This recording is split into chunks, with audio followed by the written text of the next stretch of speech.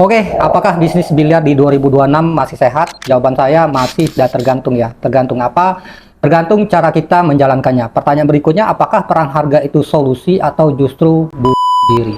Selama beberapa tahun terakhir, saya memang lebih dikenal sebagai konten kreator ya. Tapi di tahun ini, saya akan mulai membagikan pengalaman dan data bisnis yang saya dan tim kumpulkan dari tahun ke tahun, bukan untuk menggurui karena banyak pelaku bisnis di luar sana yang jauh lebih jago dari saya. Saya hanya ingin berbagi apa yang kami lihat di lapangan dari sisi bisnis biliar, konten kreator, dan ekosistem bisnis di dalamnya.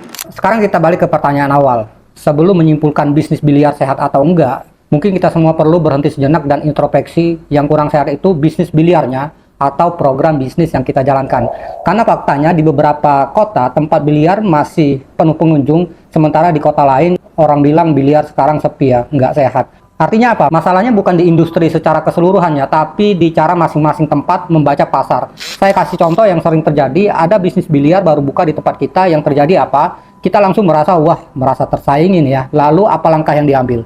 Harga diturunkan. Diskon dibesarkan, perang harga dimulai. Padahal itu seringkali bukan solusi, tapi reaksi karena takut.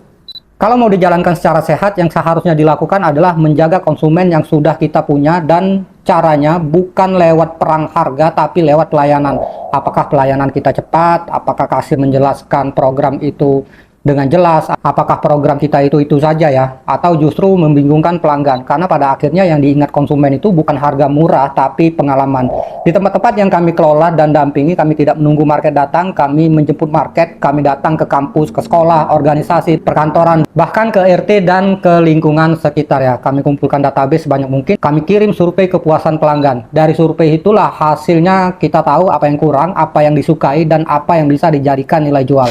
Dan dari data itu pula kami bangun promosi yang relevan, karena satu hal yang saya yakini sampai hari ini tidak ada barang yang nggak laku, yang ada hanyalah pasar yang belum dipahami, strategi yang belum tepat, dan nilai yang belum terasa. Untuk teman-teman hari ini yang masih berjuang, saya doakan yang terbaik, dan untuk yang masih bertahan mungkin sudah saatnya mulai serius riset market, kumpulkan database, dan berhenti hanya mengandalkan market itu aja. Karena kalau bisnis hanya berharap pada market yang ada, market akan semakin sempit, dan bisnis yang pasarnya sempit lama-lama akan terasa tidak sehat. Salam biliar tanpa judi.